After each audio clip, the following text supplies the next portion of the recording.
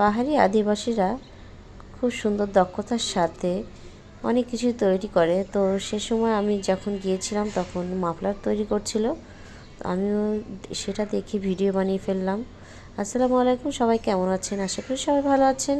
আলহামদুলিল্লাহ আমি অনেক ভালো আছি। তো দেখেন, তাদের অনেক গুণ, তারা সুন্দর করে এসব তৈরি করতে পারে। এতে অনেক কষ্ট হয়, তবে তাদের দক্ষ অনেক বেশি আমাদের থেকে। তো ভিডিওটা কেমন হয়েছে অবশ্যই জানাবেন। সবাই ভালো থাকবেন, সুস্থ থাকবেন। আল্লাহ হাফেজ।